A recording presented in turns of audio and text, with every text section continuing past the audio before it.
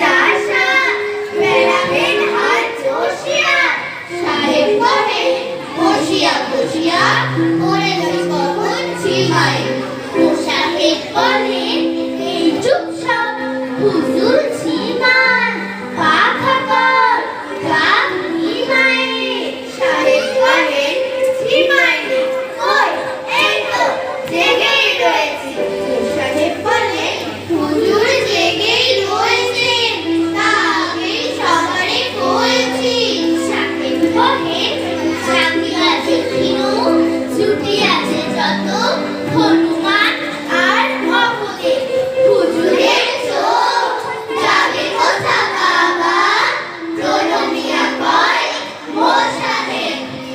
আমাদের ছিল ছোট কাদা মাখা একখানা ছোট গ্রাম আমাদের ছিল কালো বৈশাখী লিচু আর কালো জাম আমাদের ছিল একখানা নদী তার পাশে স্কুল ওই সাথে ছিল রবীন্দ্রনাথ চষতে নজরুল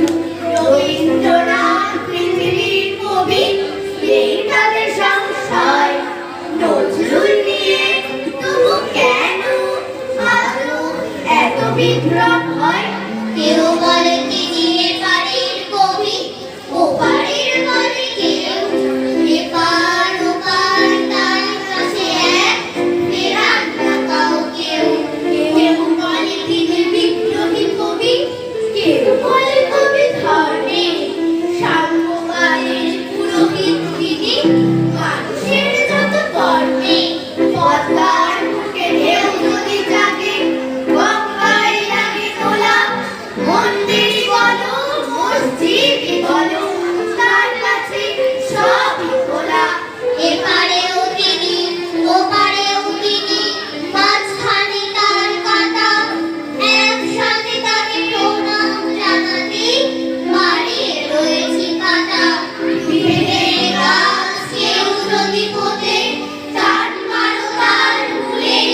দুই বাংলাকে এক করে দাও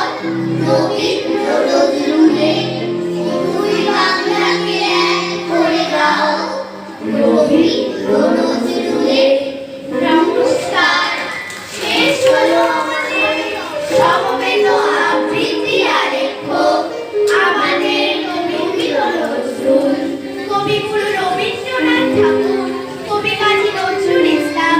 এবং কবি অপূর্ব দত্তের কবিতা নিয়ে আমাদের আলেখ্যটি রচিত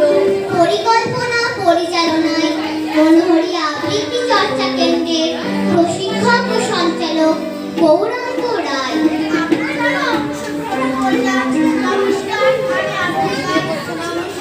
আমি অদর্শিতা গোলদার নমস্কার আমি ইন্দ্রিলা বিশ্বাস নমস্কার আমি আরাধ্যা দাস নমস্কার আমি আরাধ্যা হালদার নমস্কার আমি পার্থিব রায় নমস্কার আমি সীতা গাই সকলে দাঁড়িয়ে থাকো।